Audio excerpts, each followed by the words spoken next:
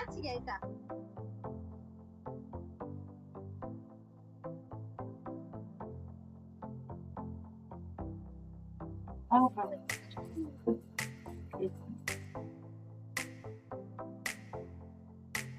Hi ಎಲ್ರಿಗೂ, ಹೇಗಿದ್ದೀರಾ? ಎಲ್ಲರೂ ಚೆನ್ನಾಗಿದ್ದೀರಾ ಅಂತ ಭಾವಿಸ್ತೀನಿ. Welcome back to Kavitha Jeevan's vlogs Kannada. ಈ ವ್ಲಾಗ್ನ ಎಂಡ್ ತನಕನೂ ನೋಡಿ, ಖಂಡಿತ ಎಂಜಾಯ್ ಮಾಡ್ತೀರಾ ಈ ವ್ಲಾಗ್ನ. ಇಲ್ಲಿ ನಮ್ಮ ಅಕ್ಕ ಬಂದಿದ್ದಾಳೆ, ಅಂದರೆ ದೊಡ್ಡಕ್ಕ. ನನಗಿಬ್ಬರು ಅಕ್ಕಂದಿರು. ದೊಡ್ಡಕ್ಕ ಬಂದಿದ್ದಾಳೆ, ಚಿಕ್ಕಕ್ಕ ನೆಕ್ಸ್ಟ್ 1-2 ಡೇಸ್ ಬಿಟ್ಟು ಬರ್ತೀನಿ ಅಂತ ಹೇಳಿದ್ಲು. ಹಾಗಾಗಿ ಅವಳು ಬರ್ತಾ ಐಸ್ ಕ್ರೀಮ್ ತಂದಿದ್ದಾಳೆ.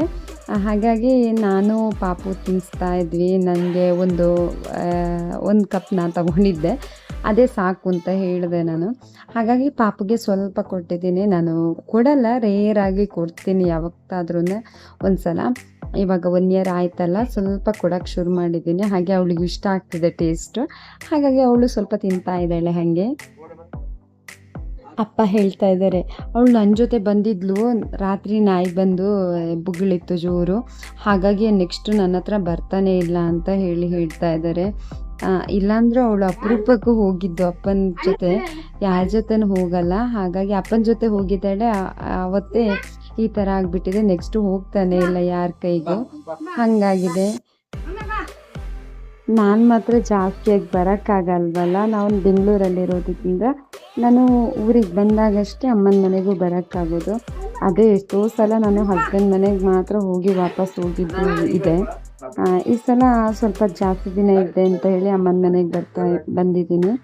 ನನಗೆ 1-2-3 ಫಂಕ್ಷನ್ಗಳೆಲ್ಲ ಅಟೆಂಡ್ ಮಾಡಬೇಕಾಗಿತ್ತು. ಹಾಗಾಗಿ ಅಮ್ಮನ ಮನೆಗೆ ಬಂದೆ. ಇಲ್ಲಾಂತಿದ್ರೆ ಹಸ್ಬೆಂಡ್ ಮನೆಗೆ ಹೋಗಿ ಹಾಗೆ ಬೆಂಗಳೂರು ಹೋಗುವುದಾಗಿತ್ತು.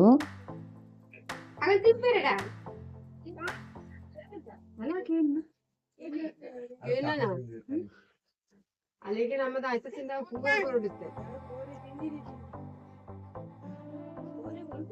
ದೊಡ್ಡಮ್ಮ ವಿಡಿಯೋ ಕಾಲ್ ಬಂದಿರುವಂತೆ. ದೊಡ್ಡಮ್ಮ ದೊಡ್ಡಮ್ಮ ದೊಡ್ಡಮ್ಮ ಅಣ್ಣ ಒಳ್ಳೆ ಅಣ್ಣ ಅಣ್ಣ ಅಣ್ಣ ಮನಿದೆ ಮನಿದೆ ಇಲ್ಲಿ ಬಾ, ತಂಗಿ ಹತ್ರ ಮಾತಾಡು. ನೀನು ತಂಗಿ ಇಷ್ಟ ಅದ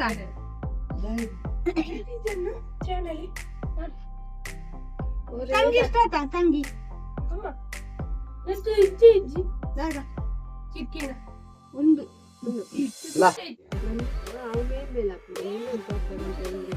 ನಾವು ಹಾಗೆ ಏನೋ ಮಾತಾಡ್ತಾ ಇದ್ವಿ, ಸುಮ್ಮನೆ ಹಾಗೆ ಕ್ಯಾಶುವಲ್ ಆಗಿ ಮಾತಾಡ್ತಾ ಇದ್ವಿ.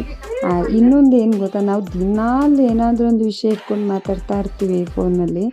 ಆದರೆ ನಮಗೆ ಇನ್ನೊಂದು ಏನಂತಂದರೆ, ನಮಗೆ ಅದೆಲ್ಲಿಂದ ವಿಷಯಗಳನ್ನ ತೊಗೊಂಬರ್ತೀವೋ ನನಗಂತೂ ಗೊತ್ತಿಲ್ಲ. ಏನಾದರೂ ಮಾತಾಡ್ತಾ ಇರ್ತೀವಿ ಫೋನ್ ಮಾಡಿದಾಗೆಲ್ಲ, ಗಂಟೆಗಟ್ಟಲೆ ಮಾತಾಡಿದ್ದು ಇದೆ.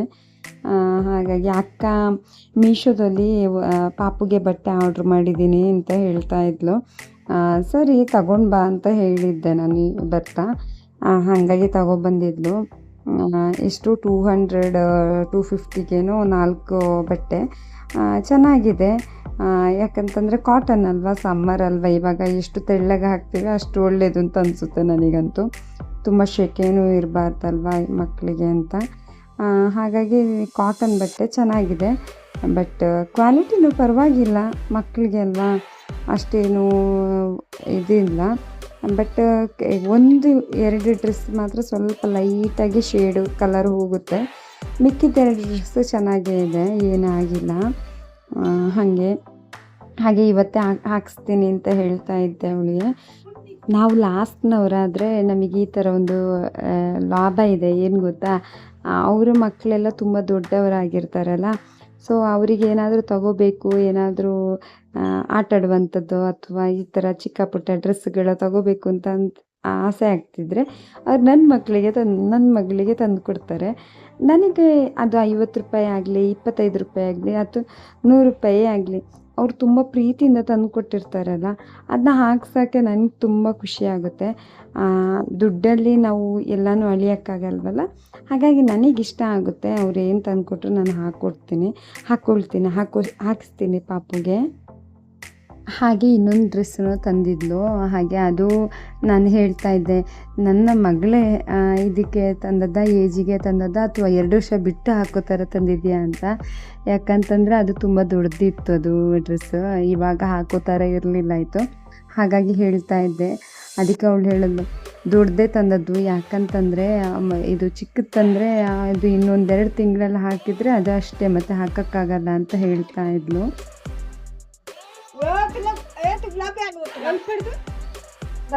ನಮ್ಮ ದೊಡ್ಡ ಅಕ್ಕ ಹಾಯ್ ಮಾಡು. ಬಲ್ತಿರೋದಿಲ್ಲ ಏನ್ ಅಕ್ಕನ್ ಮಗ ಚಿಕ್ಕವನು. ಹಾಯ್ ಮಾಡು. ಹಾಯ್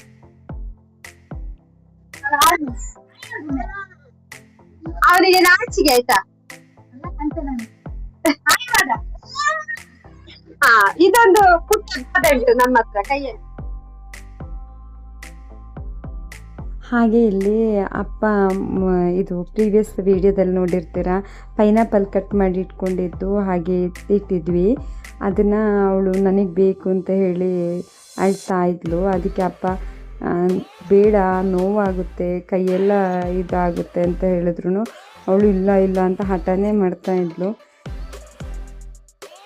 ಈ ಮಕ್ಕಳು ಚಿಕ್ಕವರಿದ್ದಾಗ ನೋಡಿದ್ದೆಲ್ಲನೂ ಬೇಕು, ನಮಗೆ ಯಾವುದು ಕೊಡಬೇಕು ಯಾವುದು ಬಿಡಬೇಕು ಯಾವುದು ಗೊತ್ತಾಗೋದಿಲ್ಲ ಅಂತ ಪರಿಸ್ಥಿತಿ.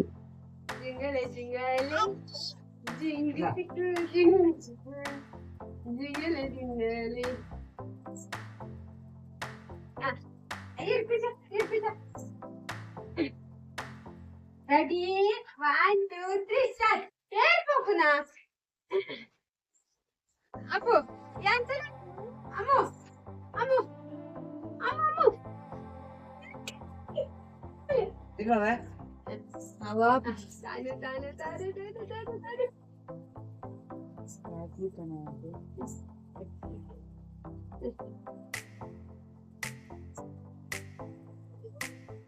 ಅಲ್ಲಿ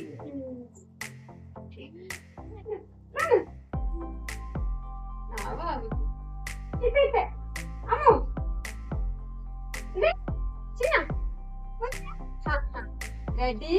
1, 2, 3, start. Jing, jing, jing, jing, Bombay jing. What? ಬೊಂಬ Gun, gun, Bombay gun, gun, gun. ಅಂತಲೇ ಮಾತಾಡ್ತಾ ಇರ್ತಾರೆ. Gun, gun, gun.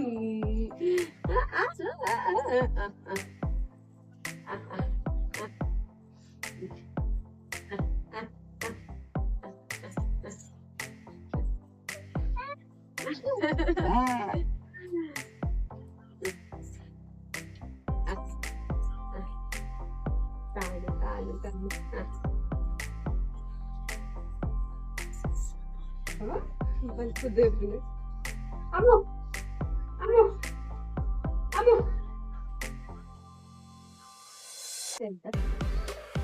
Amo.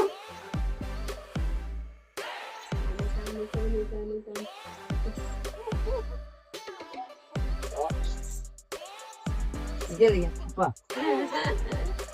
Appu ತಾತನಡೆ ತಾತನಡೆ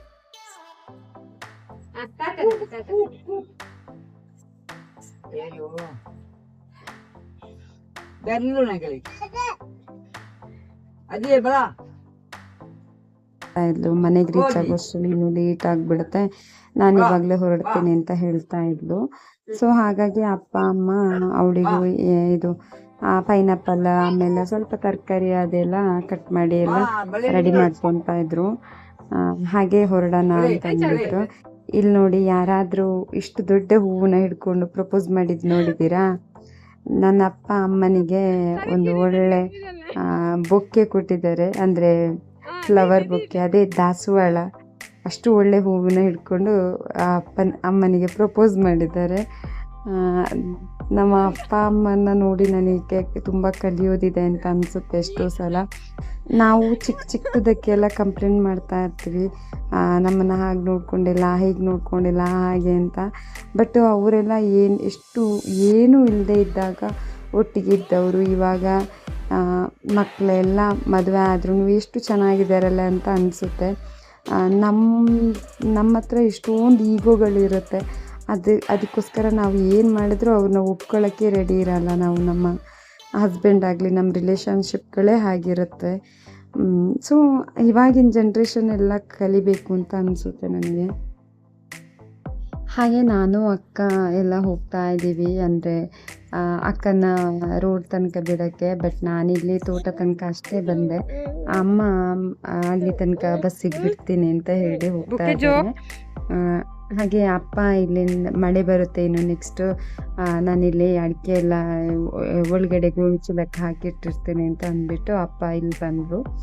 so ನಾನು ಏನು ಹೆಲ್ಪ್ ಮಾಡೋಕ್ಕಾಗಲಿಲ್ಲ, ಯಾಕಂತಂದರೆ ಮಗಳು ಜೊತೇಲಿ ಇರೋದ್ರಿಂದ ನಾನು ಏನು ಹೆಲ್ಪ್ ಮಾಡೋಕ್ಕೆ ಹೋಗಲ್ಲ. ನಾನು ಯೂಶ್ವಲಿ ಅವಳು ಮಲಗಿದ್ರೆ ನಾನು ಏನಾದರೂ ಹೆಲ್ಪ್ ಮಾಡ್ತೀನಿ ಮನೆ ಕೆಲಸದಲ್ಲಿ, ಅಥವಾ ಏನಾದರೂ ಚಿಕ್ಕ ಪುಟ್ಟದ್ದು ಅಂತ ಹೇಳಿ ಮಾಡ್ತೀನಿ ಅಷ್ಟೇ. ಇಲ್ಲಾಂದರೆ ನಾನೇನು ಹೆಲ್ಪ್ ಮಾಡೋಕ್ಕೆ ಹೋಗಲ್ಲ. ನಾನು ಒಂದು ಲಾಸ್ಟ್ ವಿಡಿಯೋದಲ್ಲಿ ಹೇಳಿದ್ದೆ ನಾನು ಹಾಸ್ಪಿಟಲ್ ಹೋಗಿದ್ದೆ ಅಂತ. ಬಿಕಾಸ್ ನಾನು ಹಾಸ್ಪಿಟಲ್ ಹೋಗಿದ್ದೆ ಅವತ್ತು. ಒಂದಷ್ಟು ವಿಷಯಗಳನ್ನ ನನಗೆ ಡಾಕ್ಟರ್ ಹೇಳಿದ್ದು, ನಾನು ಅದನ್ನ ಶೇರ್ ಮಾಡ್ಕೊಂಡಿರ್ಲಿಲ್ಲ. ಇದು ಅದಕ್ಕೆ ಇವತ್ತು ಹಂಗೆ ಶೇರ್ ಮಾಡ್ಕೊಳ್ಳೋಣ ಅಂತ ಅನಿಸ್ತು, ಹಾಗಾಗಿ ಶೇರ್ ಮಾಡ್ಕೊಳ್ತಾ ಇದ್ದೀನಿ. ಏನಂದ್ರೆ ನನ್ನ ಪಾಪುಗೆ ಇನ್ನು ಅಂದ್ರೆ 14 ಮಂತ್ ರನ್ನಿಂಗ್ ಇವಾಗ, ಅಂದ್ರೆ ಇರ್ಲಿಲ್ಲ ಅಲ್ಲ, ಅದಕ್ಕೆ ಒಂದ್ ಸ್ವಲ್ಪ ಡೌಟ್ ಆಗಿತ್ತು. ಯಾಕೆ, ಏನ್ ಪ್ರಾಬ್ಲಮ್ ಆಗಿರ್ಬೋದು ಅಂತ, ನ್ಯೂಟ್ರಿಷನ್ ಏನಾದ್ರು ಪ್ರಾಬ್ಲಮ್ ಆಗಿರ್ಬೋದಾ ಅಂತ ಡೌಟ್ ಆಗಿತ್ತು. ಹಾಗಾಗಿ ಡಾಕ್ಟರ್ ಹತ್ರ ಚೆಕಪ್ ಹೋಗಿದ್ದೆ ನಾನು. ಅದ್ರ ಜೊತೆ ಅವಳಿಗೆ ಕೋಲ್ಡ್ ಮತ್ತೆ ಕಾಫ್ ಇತ್ತು, ಅಂದ್ರೆ ಕೆಮ್ಮು ನೆಗಡಿ ಎಲ್ಲ ಇತ್ತು, ಲೈಟ್ ಆಗಿ ಫೀವರ್ ಇತ್ತು. ಹಾಗಾಗಿ ನಾನು ಅದಕ್ಕೆ ಹೋಗಿದ್ದೆ. ಅವಾಗ ಡಾಕ್ಟರ್ ಏನಂತಂದ್ರೆ ಅಂದ್ರೆ ಅವತ್ತು ಏನಂದ್ರು ಅಂದ್ರೆ ಇದು ಅದೆಲ್ಲ ಕಾಮನ್ ಆಗಿ ಹೆರಿಡಿಟಿ ಪ್ರಾಬ್ಲಮ್ ಇರುತ್ತೆ, ಸೊ ಹಾಗಾಗಿ ಏನು ಪ್ರಾಬ್ಲಮ್ ಇಲ್ಲ ಅಂತ ಹೇಳಿದ್ರು. ಅಂದ್ರೆ ಯೂಶ್ವಲಿ ಮಕ್ಕಳಿಗೆ ಕೆಲವು ಮಕ್ಕಳಲ್ಲಿ 6 ಮಂತ್ ಅಲ್ಲಿ ಬರುತ್ತೆ ಹಲ್ಲು, ಇನ್ನು ಕೆಲವು ಮಕ್ಕಳಲ್ಲಿ 9 ಮಂತ್ ಅಲ್ಲಿ ಬರುತ್ತೆ, ಇನ್ನು ಕೆಲವು ಮಕ್ಕಳಲ್ಲಿ 10 ಮಂತ್ ಅಲ್ಲಿ, ಇನ್ನು ಕೆಲವು ಮಕ್ಕಳಲ್ಲಿ ಆಫ್ಟರ್ 1 year ಬರುತ್ತೆ ಅಂತ ಹೇಳಿದ್ರು. ಸೊ ಅದೇನು ಪ್ರಾಬ್ಲಮ್ ಇಲ್ಲ. ಒಂದ್ ಹಲ್ಲನು ಬಂದಿಲ್ವಾ ಅಂತ ಕೇಳಿದ್ರೆ ಇಲ್ಲ ಅಂತ ಹೇಳಿದ್ರು. ಸರಿ, ಅವ್ರು ಚೆಕ್ ಮಾಡಿ ಹೇಳಿದ್ರು ಈ ಮಂತ್ ಅಲ್ಲೆಲ್ಲ 1 ಹಲ್ಲ 2 ಹಲ್ಲು ಬಂದ್ಬಿಡುತ್ತೆ ಅಂತ ಹೇಳಿದ್ರು. ಆಮೇಲೆ ನಂಗೂ ಹಬ್ಬ ಬರುತ್ತೆ ಅಲ್ವಾ ಅಂತ ಅನಿಸ್ತು. ಆಮೇಲೆ ನೋಡಿದ್ರೆ ಒಂದ್ 2 days ಅಲ್ಲೆಲ್ಲ ಬಂತು. ಮತ್ತೆ ನನ್ಗೆ ಕೇಳಿದ್ರು ಕ್ಯಾಲ್ಸಿಯಂ ಐರನ್ ಸಪ್ಲಿಮೆಂಟ್ಸ್ ಏನಾದ್ರು ಕೊಡ್ತಾ ಇದ್ದೀರಾ ಅಂತ. ನಾನು ಇವತ್ತಿನ ತನಕ ನಾನೇನ್ ಕೊಟ್ಟಿರ್ಲಿಲ್ಲ ಇದು, ಹಾಗಾಗಿ ನಾನು ಕೊಟ್ಟಿಲ್ಲ ಅಂತ ಹೇಳಿದೆ. ನಾನು ಇನ್ನೊಂದೇನಂದ್ರೆ, ನಾನು ನನ್ನ ಮಗಳಿಗೆ ನಾನು 5 ಮಂತ್ ಇದ್ದಾಗಷ್ಟೇ ನಾನು ಹಾಸ್ಪಿಟಲ್ ಕರ್ಕೊಂಡು ಹೋಗಿದ್ದೆ. ಸೊ ಅವಾಗ ನಾನು ಹಾಸ್ಪಿಟಲ್ ಹೋದಾಗ ಡಾಕ್ಟರ್ ಹೇಳಿದ್ರು ಇವಾಗೇನು ಅವಶ್ಯಕತೆ ಇಲ್ಲ ಅಂತ ಹೇಳಿದ್ರು. ಚೆಕ್ ಮಾಡಿದಾಗ ನಾನು ವಿಟಮಿನ್ಸ್ ಟ್ಯಾಬ್ಲೆಟ್ ಏನಾದ್ರು ಕೊಡ್ತಾರಾ ಅಥವಾ ಸಿರಪ್ ಏನಾದ್ರು ಕೊಡ್ತಾರಾ ಅಂತ ಕೇಳಿದ್ದೆ ನಾನು ಇವ್ರ ಹತ್ರ, ಪೀಡಿಯಾಟ್ರಿಷಿಯನ್ ಹತ್ರ. ಆವಾಗ ಬೇಡ, ಇವಾಗ ಅವಶ್ಯಕತೆ ಇಲ್ಲ ಅಂತ ಹೇಳಿದ್ರು. ಹಾಗಾಗಿ ನಾನು 5 ಮಂತ್ ಆದ್ಮೇಲೆ ನಾನು ಯಾವತ್ತೂ ಕರ್ಕೊಂಡು ಹೋಗಿರ್ಲಿಲ್ಲ ಆಯ್ತು. ಆಮೇಲೆ ನಂಗೆ ಅದಾದ್ಮೇಲೆ ನಾನು ಹಾಸ್ಪಿಟಲ್ಗೆ ಮತ್ತೆ ನಾನು ಹಲ್ಲು ಬಂದಿಲ್ಲ ಅಂತಲೇ 10 ಮಂತ್ ಅಲ್ಲಿ ಹೋಗೋಣ ಅಂತ ಅನ್ಕೊಂಡೆ. ಆವಾಗ ಹೇಳಿದ್ರು ಎಲ್ಲರೂ 1 year ಆದ್ಮೇಲೆ ಬರುತ್ತೆ ಕೆಲವು ಮಕ್ಕಳಲ್ಲಿ ಅಂತ ಹೇಳಿದ್ರು. ಹಾಗಾಗಿ ನಾನು ವೇಟ್ ಮಾಡಿದೆ. ಆಮೇಲೆ ಅವಳಿಗೆ 13 ಮಂತ್ ಕಂಪ್ಲೀಟ್ ಆಗಿ 14 ಮಂತ್ ರನ್ನಿಂಗ್ ಅಲ್ಲ, ಹಾಗಾಗಿ ಇನ್ನೊಂದ್ ಕಡೆಯಿಂದ ಡೌಟ್ ಆಯ್ತು, ಯಾಕಪ್ಪ ಇನ್ನು ಹಲ್ಲು ಬಂದಿಲ್ಲ ಅಂತ ಎಲ್ಲರಿಗೂ ಇರುತ್ತಲ್ಲ, ಹಾಗೆ ನನಗೂ ಇತ್ತು ಡೌಟ್. ಹಾಗಾಗಿ ಹೋಗಿದ್ದೆ. ಅವಾಗ ಹೇಳಿದ್ರು ಚೆಕ್ ಮಾಡಿ ಅದು ಹೆರಿಡಿಟಿ ಪ್ರಾಬ್ಲಮ್ ಇರುತ್ತೆ, ಬರೀ ಒಂದೇ ಇದ್ರಿಂದ ಅಲ್ಲ, ಅದಕ್ಕೆ ಕಾರಣ 100 ಇರುತ್ತೆ. ಸೊ ಹಾಗಾಗಿ ವರಿ ಮಾಡ್ಬೇಡಿ, ನಾನು ಒಂದ್ಸಲ ಚೆಕ್ ಮಾಡ್ತೀನಿ ಅಂತ ಹೇಳಿ ಚೆಕ್ ಮಾಡಿದ್ರೆ ಆಮೇಲೆ ಹಲ್ಲು ಬರುತ್ತೆ ಈ ಮಂತ್ ಅಲ್ಲೆಲ್ಲ, ಏನು ವರಿ ಇಲ್ಲ ಅಂತ ಹೇಳಿದ್ರು. ಹಾಗೆ ಆಮೇಲೆ ಇದು ಐರನ್ ಸಪ್ಲಿಮೆಂಟ್ಸ್, ಆಮೇಲೆ ಇದು ಕ್ಯಾಲ್ಸಿಯಂ ಸಪ್ಲಿಮೆಂಟ್ಸ್ ಕೊಟ್ರು. ಸೊ ಅದನ್ನು ತಗೊಂಡ್ ಬಂದೆ. ಬಟ್ ಬೇಕಾಗಿಲ್ಲ, ಬಟ್ ನೀವು ಹಾಕೋದಾದ್ರೆ ಹಾಕಿ ಅಂತ ಹೇಳಿದ್ರು. ನಾನು ಅವರೆಲ್ಲ ಚೆಕ್ ಮಾಡ್ತಾರಲ್ಲ ಅದೇ ರೀತಿ ಚೆಕ್ ಮಾಡಿದ್ರು. ಆಮೇಲೆ ಅಲ್ಲೆಲ್ಲ ಬರ್ತಾ ಇದೆ. ಸೊ ನ್ಯೂಟ್ರಿಷನ್ ಅಂದ್ರೆ ನಿಮಗೆ ಏನೇನು ಕೊಡ್ತೀರಾ ಅಂತೆಲ್ಲ ಕೇಳಿದ್ರು. ಆಮೇಲೆ ಹೇಳಿದೆ ನಾನು ಏನೇನು ಕೊಡ್ತೀನಿ ಅದನ್ನೆಲ್ಲ ಹೇಳಿದೆ. ನಾನು ಏನೇನು ಕೊಡ್ತೀನಿ ಅನ್ನೋದು ಮ್ಯಾಕ್ಸಿಮಮ್ ನಾನು ಶೇರ್ ಮಾಡಿದ್ದೀನಿ ಎಲ್ಲಾನು. ಅಲ್ಲೇನೋ ಸೌಂಡ್ ಆಯ್ತು, ಅದಕ್ಕೆ ನೋಡಿದೆ ಏನು ಅಂತ. ನಾನು ಏನೇನು ಕೊಡ್ತೀನಿ ಅದನ್ನೆಲ್ಲ ಮ್ಯಾಕ್ಸಿಮಮ್ ನಾನು ಶೇರ್ ಮಾಡಿದ್ದೀನಿ ಇದರಲ್ಲಿ ವಿಡಿಯೋಗಳಲ್ಲಿ. ಬಟ್ ಎಕ್ಸ್ಟ್ರಾ ಅಂತಂದ್ರೆ ಫ್ರೂಟ್ಸ್ ಕೊಡ್ತೀನಿ ಅಂತ ಹೇಳಿದ್ರು. ಆಮೇಲೆ ಹೇಳಿದ್ರು ಡಾಕ್ಟ್ರು ಫ್ರೂಟ್ಸ್ ಎಲ್ಲ ಚೆನ್ನಾಗಿ ಕೊಡಿ. ಆಮೇಲೆ ಇದು ಹೇಳಿದ್ರು ಮೊಸರು ಎಲ್ಲ ಚೆನ್ನಾಗಿ ಕೊಡಿ ಮಕ್ಕಳಿಗೆ, ಹಾಲು ಮೊಸರು ಅಂತ. ಹಾಲು ಇಷ್ಟ ಆಗಿಲ್ಲ ಅಂತಂದ್ರೆ ಮೊಸರನ್ನ ಕೊಡಿ ಅಂತ ಹೇಳಿದ್ರು. ಆಯ್ತು ಅಂತ ಹೇಳಿದ್ರು. ಆಮೇಲೆ ಹೋಲ್ ಫ್ರೂಟ್ ನ ಕೊಡಿ, ಜ್ಯೂಸ್ ಎಲ್ಲ ಮಾಡ್ಕೊಡ್ಬೇಡಿ ಅಂತ ಹೇಳಿದ್ರು. ಸರಿ ಅಂತ ಹೇಳಿದೆ. ಆಮೇಲೆ ನೀವು ದೋಸೆ ಚಪಾತಿ ಏನಾದ್ರು ಕೊಡ್ತೀರಾ ಅಂತ ಕೇಳಿದ್ರು ಫಸ್ಟಿಗೆ. ನಾನು ಕೊಡ್ತೇನೆ ಅಂತ ಹೇಳಿದೆ. ಹೇಗೆ ಕೊಡ್ತೀರಾ ಅಂತ ಕೇಳಿದ್ರು. ನಾನು ದೋಸೆ ಮತ್ತೆ ಇಡ್ಲಿ ಎಲ್ಲ ಹಂಗೆ ತಿಂತಾಳೆ ಅಂತ ಹೇಳಿದೆ. ಆಮೇಲೆ ನೀರು ಕುಡಿತಾಳೆ ಅಂತ ಹೇಳಿದೆ. ಸರಿ, ಚಪಾತಿನ ಹೇಗೆ ತಿಂತಾಳೆ ಅಂತ ಕೇಳಿದ್ರು. ಹಾಲಲ್ಲಿ ಅದ್ದಿ ಕೊಡ್ತೀನಿ ಅಂತ ಹೇಳಿದೆ. ಸರಿ, ಹಾಗೆ ಕೊಡಿ, ಅವಳು ಚೂ ಮಾಡ್ಬೇಕು ಅಂತ ಹೇಳಿದ್ರು. ಅಂದ್ರೆ ಜಗಿಬೇಕು ಎದುರುಗಡೆ ಹಲ್ಲಿಂದ ಅಂತ ಹೇಳಿದ್ರು. ಸರಿ ಆಯ್ತು ಅಂತ ಹೇಳಿದೆ. ಆಮೇಲೆ ಇನ್ನೊಂದಷ್ಟು ವಿಷಯಗಳನ್ನ ಹೇಳಿದ್ರು. ಏನಂದ್ರೆ ಇದು ಎಲ್ಲಾ ಮಕ್ಕಳಿಗೂ ಒಂದೇ ರೀತಿ ಹಲ್ಲು ಬರಲ್ಲ. ಯಾಕಂತಂದ್ರೆ ಅವ್ರವ್ರ ಹೆರಿಡಿಟಿ ಮೇಲೆ ಇದು ಡಿಪೆಂಡ್ಸ್ ಆಗುತ್ತೆ. ಸೊ ಹಾಗಾಗಿ ವರಿ ಮಾಡ್ಬೇಡಿ ಅಂತ ಹೇಳಿದ್ರು. ಆಮೇಲೆ ಅಷ್ಟೇ ನನಗೆ ಹೇಳಿದ್ದು. ಆಮೇಲೆ ನಾನು ಏನೇನು ಡ್ರಾಪ್ಸ್ ಬೇಕು ಅಂತ ಹಾಕ್ಬೇಕು ಅಂತ ಎಲ್ಲ ಕೇಳ್ಕೊಂಡು ಡ್ರಾಪ್ಸ್ಗಳನ್ನೆಲ್ಲ ಹಾಕೊಂಡ್ ಬಂದೆ. ನಾನು ಯೂಶ್ವಲಿ ಕೆಲವೊಂದು 2 ಡ್ರಾಪ್ಸ್ ಅಷ್ಟೇ ಹಾಕೋದು. ಸೊ ಅದನ್ನೇ ಕಂಟಿನ್ಯೂ ಮಾಡಕ್ಕೆ ಏನೇನು ಕೊಡ್ಬೇಡಿ ಅಂತ ಹೇಳಿದ್ರು. ಇದು ಕೊಡ್ಬೇಡಿ ಅಂತ ಹೇಳಿದ್ರು, ಬನಾನಾ ಕೊಡ್ಬೇಡಿ ಅಂತ ಹೇಳಿದ್ರು. ಆಮೇಲೆ ಮೊಸರು ಕೊಡ್ಬೇಡಿ ಅಂತ ಹೇಳಿದ್ರು. ಕೋಲ್ಡ್ ಇದ್ದ ಟೈಮಲ್ಲೆಲ್ಲ ಕೆಲವೊಂದಷ್ಟು ಫ್ರಿಜ್ ಅಲ್ಲಿ ಇರೋ ಐಟಮ್ಗಳನ್ನ ಕೊಡ್ಬೇಡಿ ಅಂತ ಹೇಳಿದ್ರು. ನಾರ್ಮಲ್ ಏನೇನು ಕೊಡ್ತೀರಾ ಅದನ್ನೆಲ್ಲ ಕೊಡಿ, ಫ್ರಿಜ್ ಅಲ್ಲಿರೋ ಐಟಮ್ಗಳನ್ನೆಲ್ಲ ಕೋಲ್ಡ್ ಇದ್ದ ಟೈಮಲ್ಲಿ ಕೊಡ್ಬೇಡಿ ಅಂತ ಹೇಳಿದ್ರು. ನಾನು ಫ್ರಿಜ್ ಐಟಮ್ ಯಾವುದು ಯೂಸ್ ಮಾಡಲ್ಲ ಅಂತ ಹೇಳಿದೆ. ಯಾಕಂತಂದ್ರೆ ನಾನು ಯೂಸ್ ಮಾಡಿಲ್ಲ ಇಷ್ಟ ತನಕ. ಅವಳಿಗೆ ಫ್ರಿಜ್ ಅಲ್ಲಿರೋ ಐಟಮ್ನ ನಾನು ಯೂಸೇ ಮಾಡಿಲ್ಲ ಆಯ್ತಾ, ಹಾಗಾಗಿ ನಾನು ಯೂಸ್ ಮಾಡಿಲ್ಲ ಅಂತ ಹೇಳಿದೆ. ಆಮೇಲೆ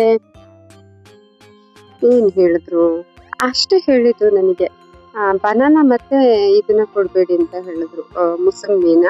ಕೋಲ್ಡ್ ಟೈಮಲ್ಲಿ ಕೊಡ್ಬೇಡಿ, ಮಿಕ್ಕಿದ್ ಯಾವ ಟೈಮಲ್ಲಿ ಬೇಕಂದ್ರೂ ಕೊಡಿ, ಬನಾನಾ ಮತ್ತೆ ಮುಸಂಬಿನ ಕೊಡ್ಬೇಡಿ ಅಂತ ಹೇಳಿದ್ರು. ಆಮೇಲೆ ಇಲ್ಲಿ ನೋಡಿ ದೊಡ್ಡ ಪಾತ್ರೆ ಒಂದಿದೆ. ಇದು ದೊಡ್ಡ ಪಾತ್ರೆ ನಾನು ಬ್ಯಾಂಗ್ಳೂರಲ್ಲಿ ಯೂಸ್ ಮಾಡ್ತೀನಿ. ನಾನು ತಗೊಂಡು ಹಾಕೊಂಡ್ಬಿಟ್ಟಿದ್ದೀನಿ ಅಲ್ಲಿ. ಕೋಲ್ಡ್ ಆದಾಗ ಅವಳಿಗೆ ಸ್ವಲ್ಪ ಸ್ವಲ್ಪ ಕೊಡ್ತೀನಿ, ಇದ್ರ ರಸನ ಕೊಡ್ತೀನಿ ನಾನು.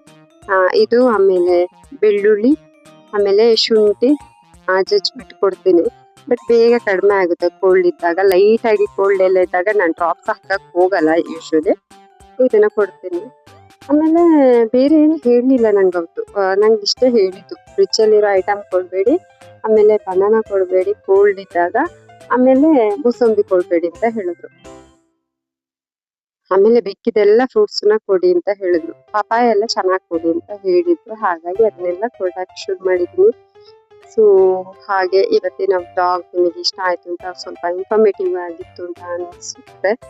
ಸೊ ನಿಮಗೆ ಇನ್ಫಾರ್ಮೇಟಿವ್ ಆಗಿತ್ತು ಅಂತಂದ್ರೆ ದಯವಿಟ್ಟು ಲೈಕ್ ಮಾಡಿ, ಶೇರ್ ಮಾಡಿ, ಕಮೆಂಟ್ ಮಾಡಿ. ಮತ್ತೆ ಮುಂದಿನ ವಿಡಿಯೋದಲ್ಲಿ ಸಿಗ್ತೀನಿ. ಅಲ್ಲಿವರೆಗೂ ಟೇಕ್ ಕೇರ್, ಬಾಯ್.